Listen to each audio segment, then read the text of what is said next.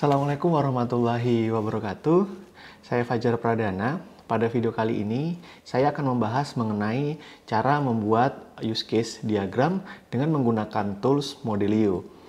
Namun sebelum membahas teknis mengenai gambar use case diagram ini, terlebih dahulu saya akan menjelaskan mengenai konsep dari use case diagram serta notasi-notasi yang digunakan di dalam use case diagram. Selain itu, saya juga akan membahas mengenai relasi antara lain include, extend, dan inheritance. Serta nanti juga saya akan membahas kesalahan-kesalahan yang sering terjadi di dalam menggambarkan use case diagram.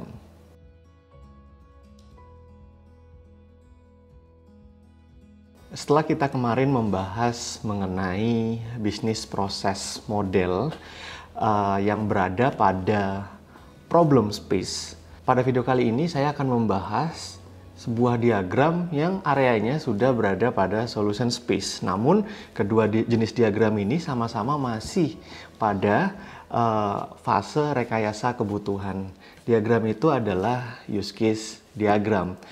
Use case diagram merupakan salah satu dari sekian banyak diagram yang tergolong di dalam Unified Modeling Language atau UML.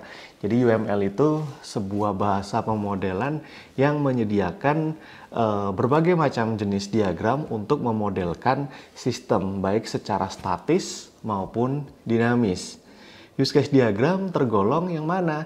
Use case diagram ini akan tergolong yang berjenis statis. Statis di sini artinya adalah diagram yang tidak terikat dengan waktu dan tidak ada urutan di dalam menggambarkan sebuah model di dalam use case diagram. Beda dengan diagram yang berjenis dinamis seperti kemarin BPMN, kemudian ada sequence diagram, ada flow chart, data flow diagram, itu semua contoh-contoh diagram yang berjenis dinamis. Ada urutan waktu di situ. Kita kembali lagi ke use case diagram. Use case diagram ini adalah salah satu diagram yang sangat penting digunakan untuk mengilustrasikan kebutuhan atau requirement dari sistem yang akan kita buat. Ini sebenarnya menjelaskan interaksi visual antara dua aspek, yaitu aktor dengan sistem. Di dalam use case diagram itu sendiri terdapat suatu notasi yang dinamakan sebagai use case. Fungsinya untuk menyatakan spesifikasi perilaku atau fungsionalitas dari sistem yang akan dikerjakan nanti.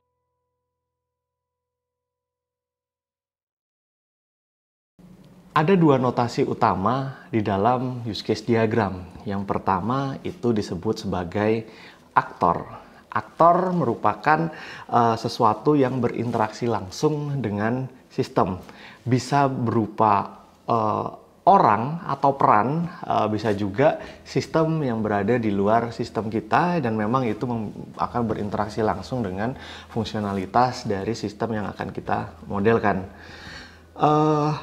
Bentuk notasinya digambarkan sebagai stickman atau orang-orangan, ya, bentuknya seperti itu. Kemudian dari sebuah aktor di situ dapat diberikan keterangan berupa kata benda biasanya, ya. Jadi untuk aktor di sini selalu diberikan dengan notasi atau keterangan kata benda. Bukan nama personilnya, jadi aktor ini ditulis perannya, mahasiswa, dosen, jadi bukan namanya. Bukan nama dari orang tersebut, jadi Anda tidak diperkenankan menuliskan nama aktor itu adalah Andi, Eko, ataupun Susi misalnya. Dan aktor di sini dia bisa primer atau sekunder. Kalau primer itu adalah aktor yang bisa menginisiasi langsung dari fungsionalitas sistem, sedangkan sekunder ini sifatnya adalah membantu. Notasi yang kedua itu disebut sebagai use case. Use case ini dilambangkan sebagai elips, ya. Use case di sini berguna untuk menggambarkan fungsionalitas atau aktivitas yang akan dilakukan oleh sistem dari sudut pandang aktor. Jadi sebenarnya use case diagram itu adalah menggambarkan fungsionalitas dari sistem, namun dilihat dari sudut pandang aktor. Ditulis dengan kata kerja untuk keterangan di dalam sebuah use case di sini, dan setiap aktor itu dapat berinteraksi dengan banyak use case. Begitu juga sebaliknya, satu use case itu dapat diinisiasi oleh lebih dari satu aktor. Selain dari notasi tersebut, ada yang namanya relasi. Jadi antara aktor dan use case itu ada relasi. Yang pertama itu adalah relasi asosiasi, menandakan hubungan langsung antara aktor dengan use case. Dari situ garisnya adalah dilambangkan sebagai garis lurus ya. Kemudian yang kedua, relasi yang disebut sebagai include. Notasi include di sini menggambarkan bahwa fungsionalitas dari base use case atau use case utama itu hanya bisa diselesaikan dengan bantuan dari supplier use case. Jadi ada base, ada supplier. Supplier ini sifatnya adalah mendukung. Sedangkan untuk yang relasi yang ketiga itu dilambangkan relasi yang ketiga ini disebut sebagai extend. Sedangkan kalau extend di sini adalah fungsionalitas dari base use case itu bisa diperluas fungsinya ke supplier use case. Supplier use case di sini akan berguna untuk atau bermanfaat sebagai pendukung dari base use case-nya dan sifatnya adalah opsional. Dan yang keempat, yang terakhir itu adalah relasi inheritance. Kalau relasi inheritance di sini adalah seorang aktor itu bisa diturunkan menjadi aktor turunannya. Jadi nanti akan ada aktor induk dan aktor turunan. Aktor turunan di sini akan memiliki sifat-sifat yang lebih luas lagi dari aktor induknya. Untuk extend dan include itu dilotasikan dengan garis ya, dengan tag sesuai dengan include ataupun extend, sedangkan untuk inheritance itu dinotasikan dengan garis dengan panah tertutup. Berikut ini adalah diagram yang akan kita coba gambarkan dengan Modelio. Jadi kita akan sama-sama membuat sebuah use case diagram parsial ya untuk sistem informasi yang ada di perbankan. Dari diagram ini kita bisa gambarkan ada 3 aktor. Yang pertama adalah pengguna, yang kedua teller, dan yang ketiga adalah sistem antar bank. Jadi kita melihat di sini aktornya tidak hanya dari perannya saja, tapi bisa juga sistem lain di luar sistem yang memang itu berinteraksi langsung. Kemudian di sini ada beberapa use case, login, cetak tabungan, sampai dengan logout, dan komplit saya juga akan menjelaskan nanti contoh untuk yang include maupun extend. Berikutnya adalah langkah-langkah di dalam membuat use case diagram. Ini adalah tampilan dari tools Modelio versi 4.1. Jadi Modelio ini adalah tools yang bisa diakses secara open source, gratis ya, tanpa Anda harus membayarnya. Jadi nanti untuk linknya akan saya cantumkan di file deskripsi ya. Di sini akan ada workspace. Ini adalah project-project yang Anda akan buat. Dan di dalam project-project di sini seperti sebagai sebuah folder ya. Misalnya di sini adalah use case project 1 seperti itu. Di sini nanti dia akan membutuhkan waktu untuk membukanya. Di sini akan ditampilkan berbagai macam jenis diagram. Contohnya tadi adalah use case diagram, kemudian ada kelas diagram misalnya. Ini adalah contoh use case saya. Di sini saya coba memodelkan untuk kasus LMS misalnya. Nah, apabila nanti ingin membuat project baru, caranya adalah tinggal klik di sini file, kemudian pilih create project, dan seterusnya nanti tinggal menjadi sebuah project baru. Saya akan coba membuatnya dengan memanfaatkan project yang sudah ada. Saya akan coba tambahkan diagramnya. Caranya adalah dengan klik di sini use case project, kemudian create bukan di use case project sebentar, ya bukan di use case project ya, tapi di foldernya di use case project di sini karena sudah dikelompokkan. Caranya adalah dengan klik create diagram, kemudian di sini akan tampil berbagai macam diagram dengan notasinya, termasuk ada BPMN, activity, kelas diagram. Cuman karena kita akan fokus di use case diagram, kita akan buat yang namanya use case diagram di sini. Oke, misalnya kita kasih nama di sini, namanya adalah sistem administrasi perbankan. Nah, otomatis di sini akan diberikan space kosong. Kita coba besarkan areanya. Di sini ada node ya, node di sini, dan relasi itu adalah notasi-notasinya. Kita coba untuk yang aktornya primer ya, kita klik di sini nama aktornya, dan sesuai tadi aktornya kita akan berikan nama sebagai namanya pengguna. Pengguna di situ adalah salah satu aktor yang memang itu belum ditentukan by system ya. Jadi ini bisa dikatakan sebagai tamu atau guest, biasanya disebut seperti itu. Pengguna yang belum teridentifikasi. Ini ada pengguna, kemudian agar terlihat saya besarkan. Kemudian ada aktor lagi namanya teller ya.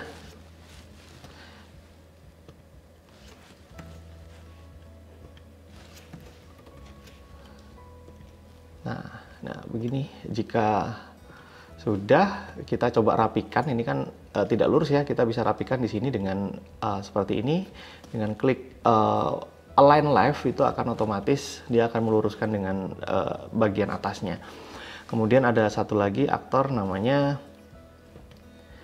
sistem antar bank. Jadi di dalam perbankan itu kan memungkinkan nasabahnya melakukan transfer untuk selain sesama bank, tapi bisa juga antar bank. Nah, di sini itu membutuhkan sistem lain di luar sistem perbankan. Namun ini notasinya juga sama, dinotasikan sebagai orang-orangan ya, aktor. Nah, dari situ nanti kita coba tambahkan use case. Ada beberapa use case ya, memang ya, ada use case login, kemudian kita tinggal tambahkan saja sesuai kebutuhan. Kita langsung tambahkan banyak, kemudian nanti kita tinggal mengaturnya. Ada use case di sini ya.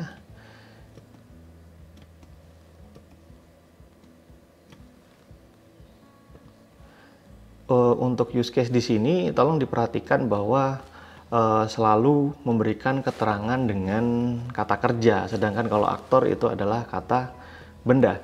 Use case di sini kita bisa berikan yang namanya adalah login misalnya ya, kemudian ada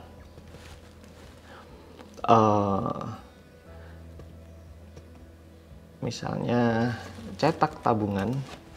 Untuk biasanya nasabah minta nih untuk mencetak tabungannya, untuk melihat transaksinya, buku tabungannya ya. Kemudian ada juga yang namanya fitur atau fungsionalitas simpan dana. Kemudian ada juga untuk transfer dana.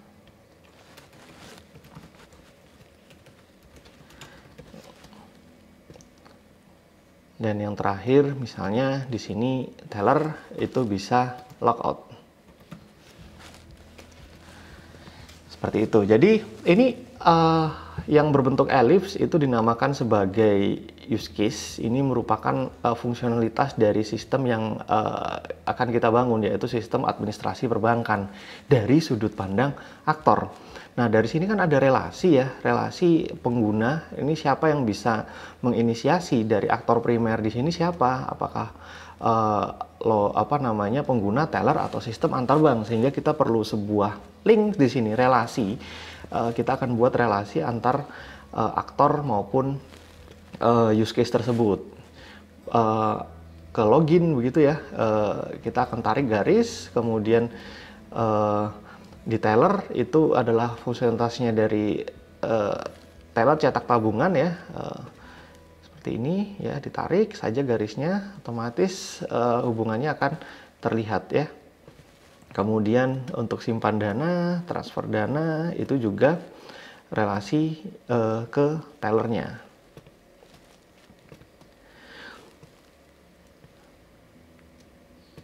Nah, ini yang banyak salah biasanya, bahwa login ini itu sebenarnya siapa yang bisa login, yang bisa menginisiasi, apakah teller atau pengguna. Di sini yang bisa melakukan login justru adalah pengguna ya, karena itu ketika user itu atau namanya pengguna itu membuka sistem pertama kali, ini adalah fungsionalitas yang pertama kali muncul, yaitu login. Baru setelah dia login, dia nanti akan ditentukan sebagai teller, sehingga dia dari teller di sini itu memiliki fungsionalitas yang lebih luas. Karena itu pengguna dan teller itu akan dihubungkan dengan relasi yang dinamakan sebagai inheritance atau generalisasi seperti ini.